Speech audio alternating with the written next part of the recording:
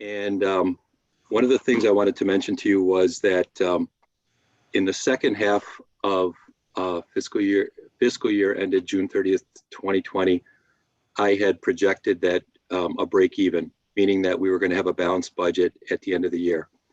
That did not happen.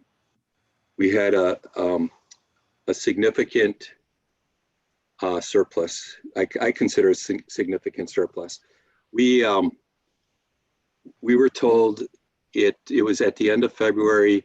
We're in the healthcare consortium. This is the first year we're in the healthcare consortium. You know, we are self-insured for health insurance, and we were running hot. Our insurance, we were running about 6% over, and the projection was that we were going to be 6% above budget for healthcare costs by the end of the year.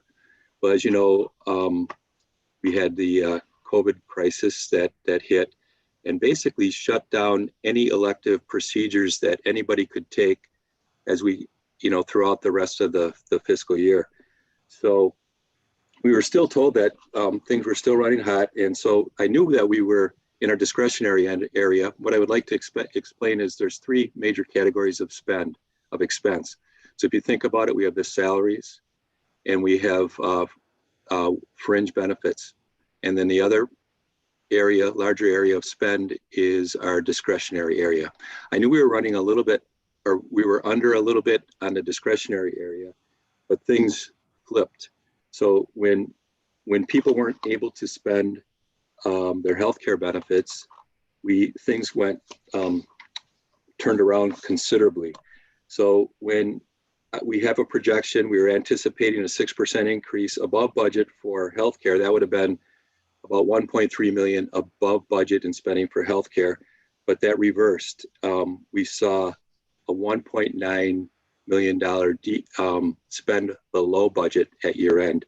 So that was a reversal of about $2.2 million of an expense that I had projected and anticipated. We also had dental insurance that people weren't able to go to the dentist, so we had about $168,000 savings. So overall, we had healthcare savings of about $1.7 million to budget. We had a wage or a salaries savings to budget of $0.9 million. And the one area that I anticipated covering the overspend in health insurance was the discretionary area. And with those savings in the benefits area of 2.2 million, this savings in the discretionary area kind of compounded the situation. So we ended up with a very close to $5 million surplus for the year. Now, when I think about how large our budget is, it's $177 million. I think about, okay, when I do a projection, if I'm within 1%, that I'd be very pleased with that. This was significantly higher, and I do apologize for the projection, but I did not anticipate the underspend in healthcare and the significantly slower spending in discretionary areas. So that's one of the areas that I will definitely make sure that going forward, when we are in this situation, that we make sure that we do a closer monitoring. And even if our consortium tells us that we're going to spend more, and I see that we're spending less, then there's a kind of a red flag there for me to pay attention to. So I just wanted to mention that we had a surplus of $5 million this year. We anticipate it's unaudited yet, so the auditors will go through this. But so I think what I do is I'll pause here and answer any questions if anybody has any questions related to the general fund. Does anyone have any questions? Any questions? I just have this question, Sure. Jeff, going forward. If all of that discretionary medical care was not done in the spring, are we looking at a significant increase in the fall as the hospitals reopen for that sort of thing?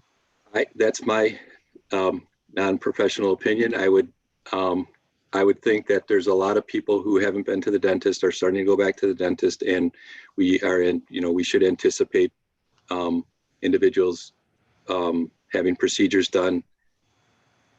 So yes, I would expect us to see an uptick in healthcare. Okay, and is that built into your current projections and plans? No, we have not changed the budget as a result of that, but we will monitor it closely. So there's not a lot we can do. We can amend the budget. We have the opportunity to amend the budget in October, but like I said, we'll monitor that and we'll see what happens with healthcare as we move forward. But I don't know that there is an opportunity to, even if we change the budget, it's going to be what it's going to be, I believe. So if we have an appetite to change the budget, we can. But we always look for other opportunities to balance the budget if we can. The other thing is that we put we will be putting close to $5 million into the reserves.